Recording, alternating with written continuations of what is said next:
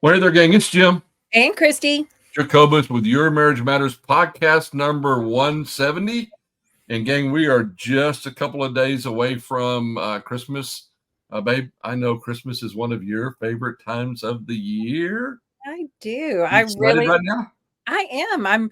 I'm really excited about a number of things. And I'm gonna say something that sounds so trite or not accurate. Christmas really did. The month of December just seemed like it flew by. I And to know. think I that it's can't only believe a it's even couple of here days yet. away. Yeah, Yeah. that's nuts. No. So And, yeah. babe, I don't know if you know, I'm going to show this on the camera here. I'm wearing my Texans gear. We I'm are. excited for Christmas, but I'm really excited about our Texans right now. Yes. I The both of our football teams have a reason to be excited about the Texas Longhorns in the college football Yep. playoffs. I know we're going to make some people upset with that. And then the Texans, I don't think people would be upset with that because we have been long suffering fans of the Texans since We deserve a good 2002. year, don't we? Yeah, so we deserve a good year. Yes. So Well, hey, gang, welcome to the podcast. This podcast is dedicated to helping you get everything out of marriage that you hope for when you said I do, when you walk down that aisle, everything God intended marriage to be. That's what our podcast is all about. And, babe, we're going to share with everybody a process that we have been using now for a long, long time. I put on here annually for several years, and you pointed out for decades now. What do you remember about that first time we did it? Well, one of the things I've always liked is fresh starts, new beginnings, and the start of a new year Yeah, can be a great opportunity to say, okay, let's evaluate, let's see what's going on. And the very first time we did it, we probably didn't have all the pieces in place that we would say when you're doing one in a business setting. yeah, So it was kind of a lot of starts and stops, but I think it was a good process for us to do because we got on the same page. It's a lot about communication. It's a lot about goals and habits and processes that we wanted to put into our lives intentionally so that we could design what mattered most to us, make our priorities in line with our actions equal our priorities. yeah. So, I hadn't thought about it. You just said that. That kind of really kind of clicked in my brain. It actually causes us to use a lot of different skill sets that you and I think are really important to marriage. mhm. Communication, transparency, openness, supporting each other, but at the same time, some of the things that we're going to have you talk about might create a little conflict. Is Mhm. that is that possible? Do you remember any conflict that we might have had as we Well, did this? And again, I think you're right. It got us on the same page, but and it kept us on the same page as well, which I think is important. We'll talk about that. But I think the first time we did it, we learned some things about each other, right? right. And I think anytime you're talking about things that you make a personal priority for yourself, it could come in conflict with something that your partner doesn't necessarily want to have as the highest priority. If you were Right. doing a ranking scale and somebody chose that as their highest priority, number one, and the other person had it way down their list, you can see how that might be an opportunity for negotiation or compromise or looking at ways to meet both objectives. Yeah. So I think there was a little bit of that. It can be one of those things that you want to, as you said, be open, be transparent, not just give in to the other person, just to have peace. But also, it was a good opportunity for us to say what we want, felt, and needed Yeah. in our lives, what mattered to us. Yeah. I kind of feel like whatever conflict might have came out of it was overshadowed by us getting on the same page and learning. I mean, I was like, okay, I didn't realize that was important to you. Mhm.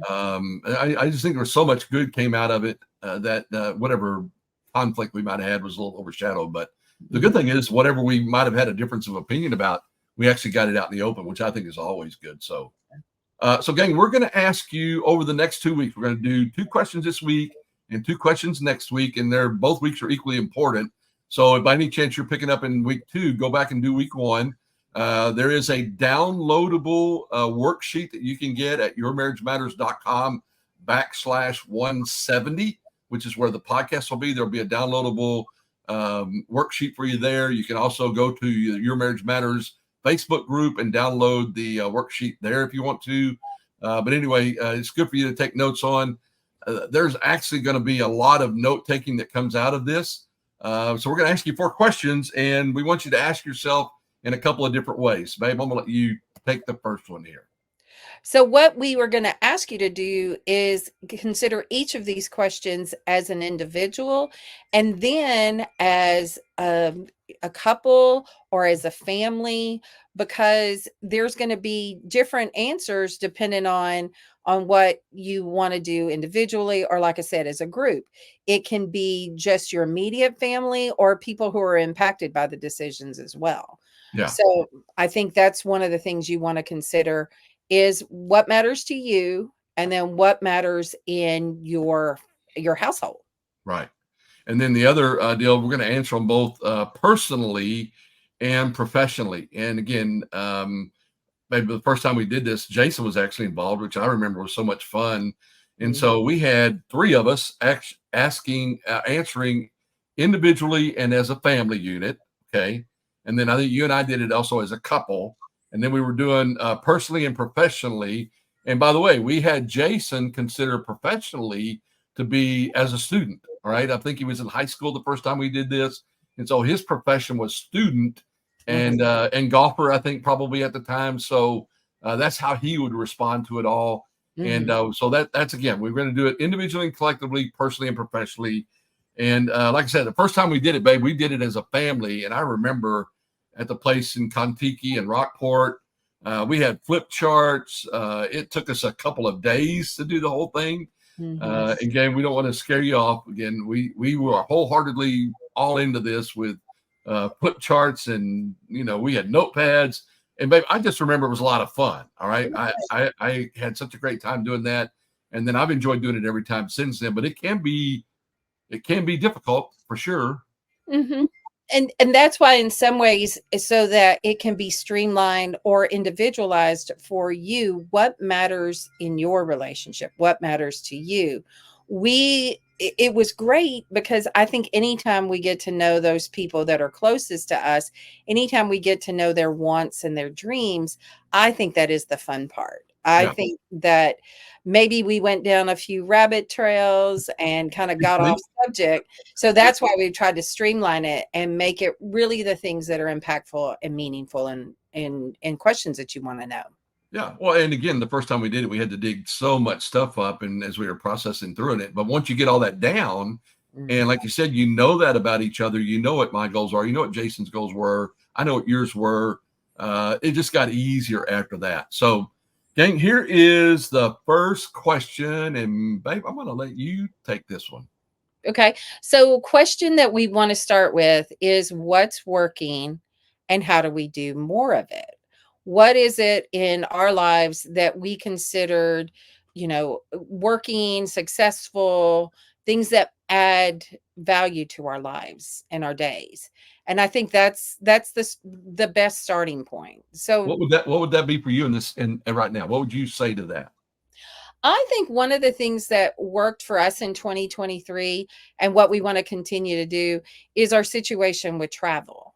Our situation in traveling wasn't always without some changes and need to reroute and all that stuff. This year, probably more so than any of the long trips that we've taken, was wrought with changes, and a lot of them at the last minute, a lot of them outside of our control because of things that weren't things that we could make happen because of maybe in the case of problems with the RV. So that was one of those things that the reason why it worked even in the midst of difficulty is our ability to communicate and work together and problem solve and come up with solutions that you never know how they would have turned out otherwise.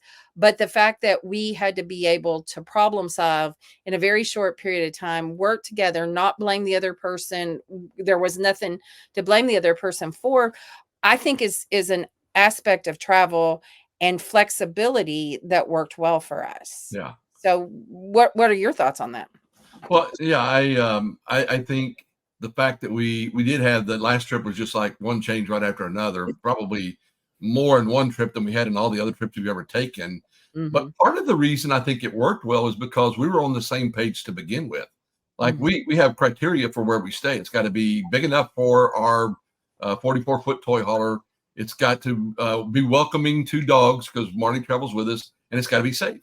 And Mhm. at one place we decided not to stay, shall remain nameless, but we knew in advance those were our criteria and it didn't fit those. And so we Yeah, were just like, it's time to move on.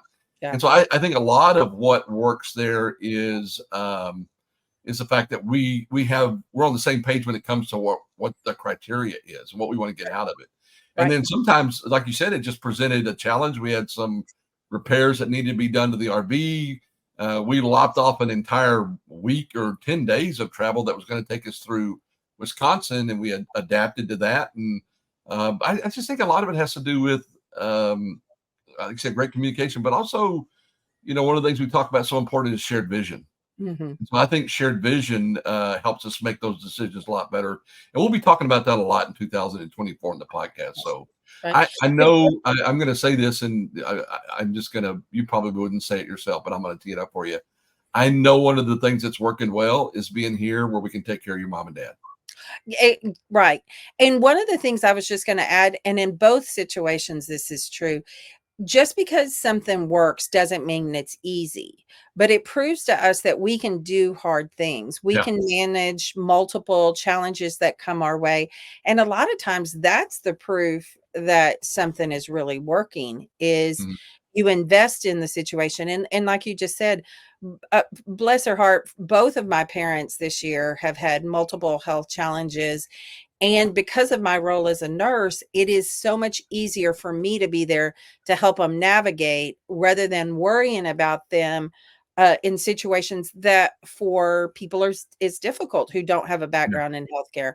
So one of the reasons why I think it's working is because of my knowledge and experience. Yeah, for The sure. other thing is that I've told them, and I tell people all the time, it is a blessing to be able to help people that you care about in meaningful ways. And even in times where we're trying to balance and juggle things, I want to always be mindful of how blessed I am to have parents who are in their mid and late 80s and how that works because that's one of our highest priorities is Yeah. to care for our family members. So anyway.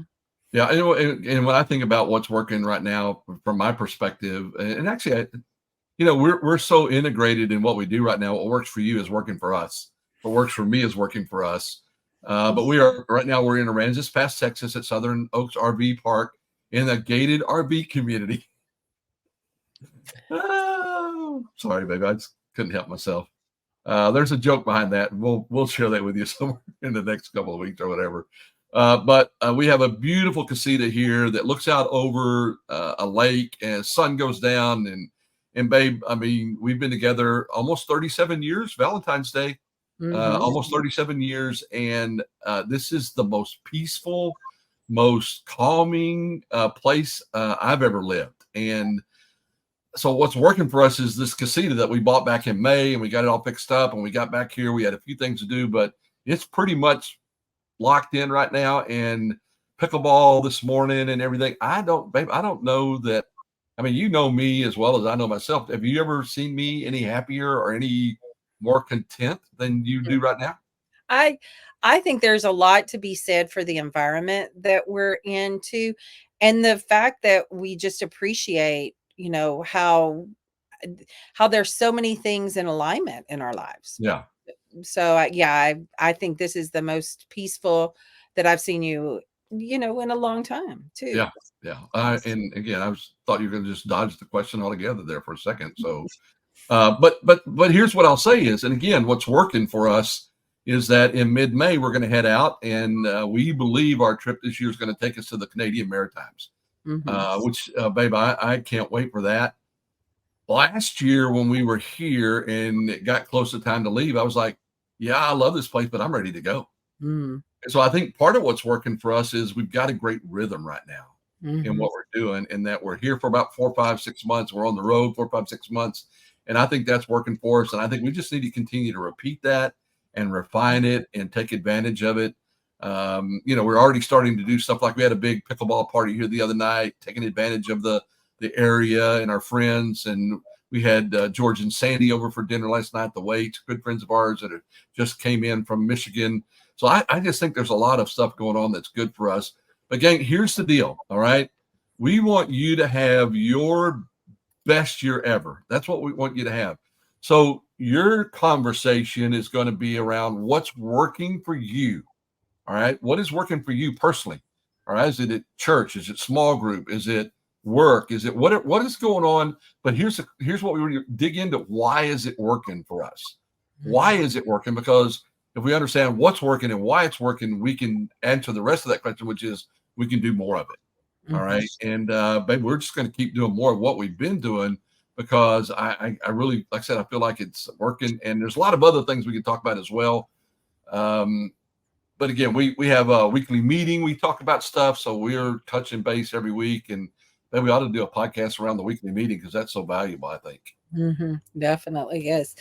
So when you're considering what's working and how do we do more of it, as you just said, we're going to look at this individually and as a family and see if we can come up with something that's going to be kind of our to-do list, if you will. Like Yeah. what are the priorities, what matters, how are our daily actions and activities leading to those things that we say are wins in our life. Yeah. So that's going to be important too.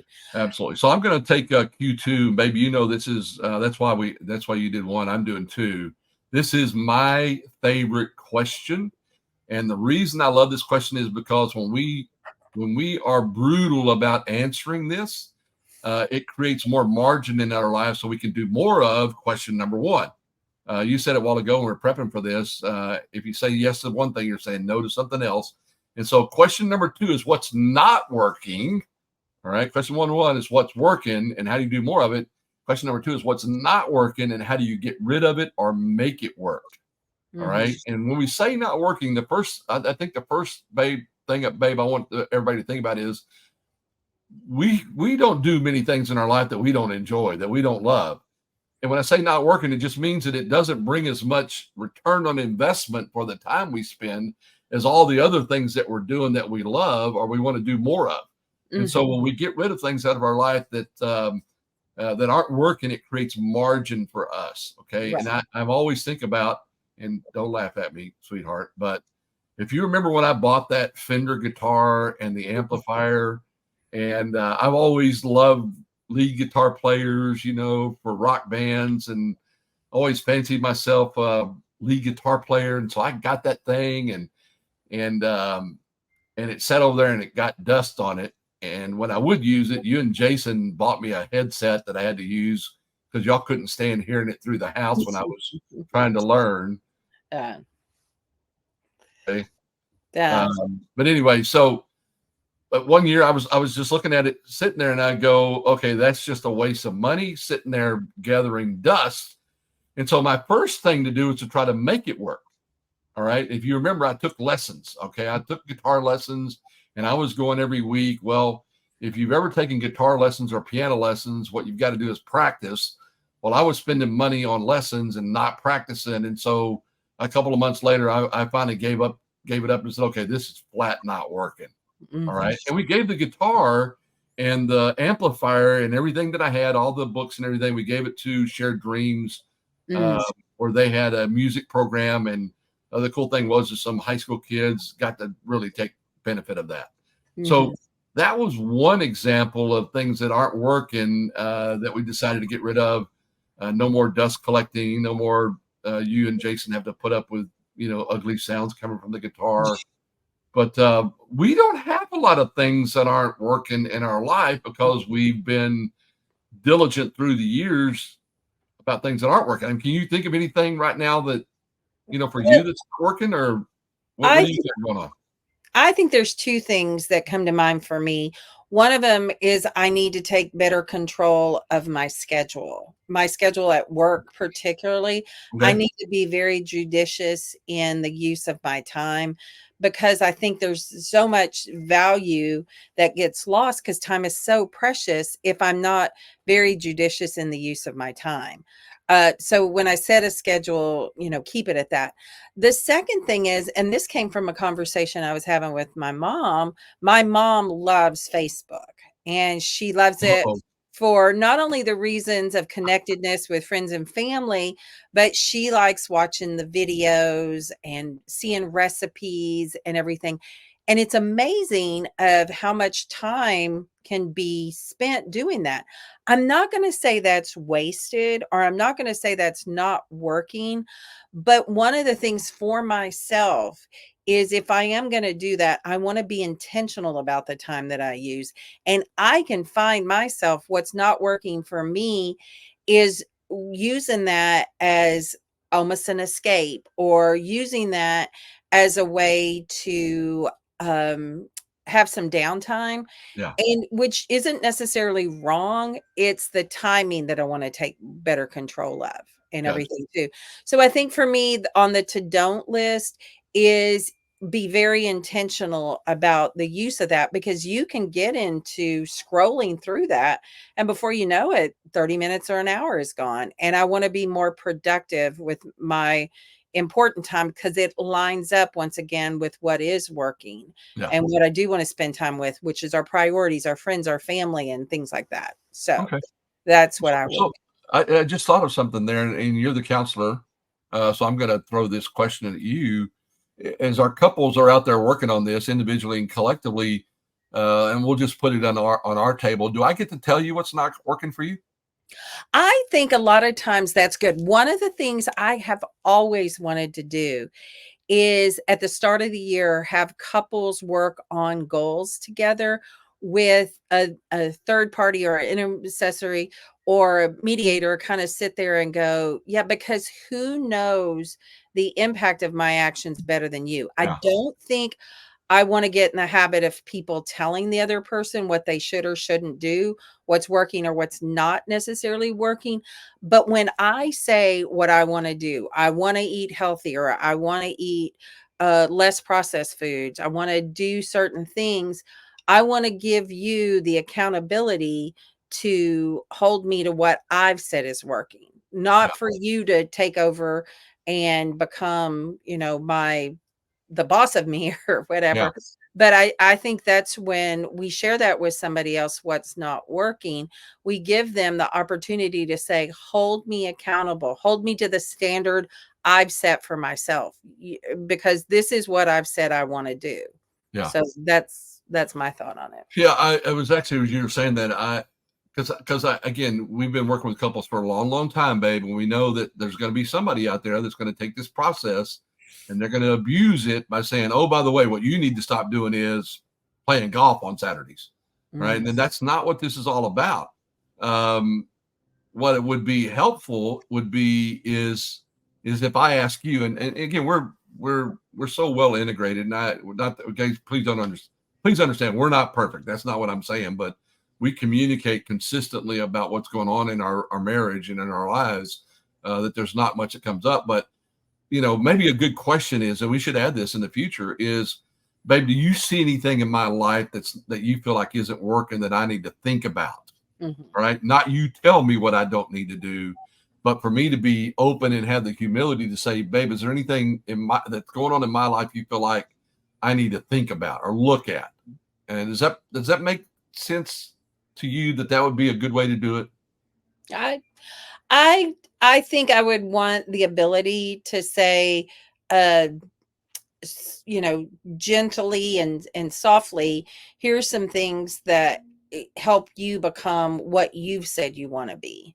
So Okay. I don't judge you for what I feel like you are or aren't doing, Yeah. because that might be a little bit of a stretch. You use the great example of playing golf on Saturday. There will be times when there are conflict with time, money, leisure time, and a disposable income. Right. And that does become an area where it needs to be, discussed and taught through. But who you want to be as a person, I want you to define, and I help support it. Yeah. If you say you want to be a golfer, and it golf takes, 5 hours per round, then I want to be aware of how that's going to, impact us in a marriage, but also how are you going to do that and make that a priority and still have time and bandwidth in our relationship. How That about pro pickleball player, senior pro pickleball player? Is that? Yeah, you've oftentimes told people you want me to continue to work so you could be a professional pickleball player. Yeah. So But and again, so I like that. Is there anything in my life you see that's keeping me from being the man I told you I want to be? mhm, But let me add something to that. Is there anything in my life that is keeping us from being the team Jacobus we want to be? right, Is there anything going on that's keeping us from being the couple we want to be? right. And again, that question is not asked to set up, a negative response or anything. It's asked out of humility and out of grace and out of interest in us having, like I said, the best year ever. Yeah. All right. Is there anything going on there? And again, some of you out there that, if you're still struggling to communicate and everything, that's what we're here for. That's what we're trying to do. This is a great starting point. And again, do it with grace, do it with humility, do it with the best interest of being the best version of yourself.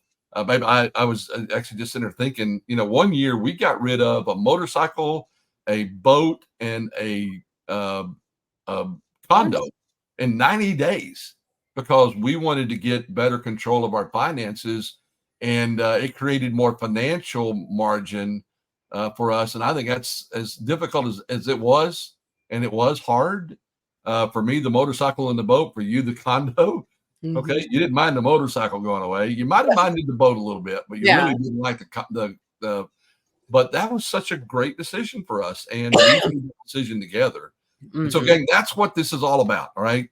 This second question is probably difficult. And when I said a while ago, we have to be brutally honest with ourselves about what's working and what's not working, what's bringing value. And the more we can get rid of, the more we create margin for finances, for time, for energy, for commitment, and everything. And so, babe, I just love this question. And gang, let me just say real quick, there are times when Christy and I get really, really, really busy in the middle of the year. You okay over there? No, I got a cough. No, you're not. Drink some water, sweetie. All right. There are times when we get really, really busy and we'll sit down and do this question during the middle of the year to create some margin.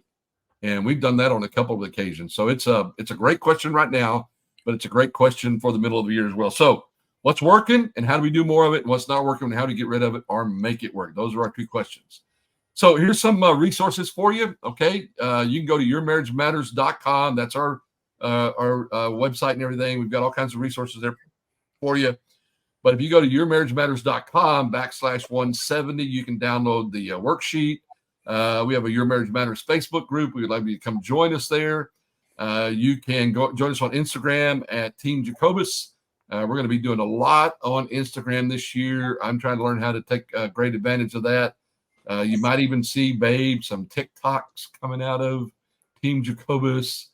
Subscribe to the podcast, subscribe to the blog. And if, babe, they want to get a hold of us, me, the coach, you, the counselor, us as Team Jacobus, what's the best email address for them to get a hold of it? The best email is info@teamjacobus.com. And we welcome your questions, your comments. Please let us know how we can best assist you. Yep. Babe, what do you want to leave everybody with? The holidays are upon us. I would hope that everybody who's out there is not only planning for a time of festivities, but there's peace and that you take advantage of the presence of, what's going on in your life. What are all the things you have to be grateful for? I hope that, as we've said, 2024 is your best year yet. Yep. So what about you? Same thing here. Great time of year. We're so excited about what's going on around here. But again, gang, we do this because we believe God intended for you to have an incredible relationship Your marriage matters. It matters to you, matters to us, matters to your family, matters to your community, your employers, your kids, matters to everybody. And so we're here to help you make the most of it. And babe, I'll do this, and then I know you will follow up with the appropriate response. Go Texans. Go Longhorns. There we go. Love you, sweetheart. Love you too.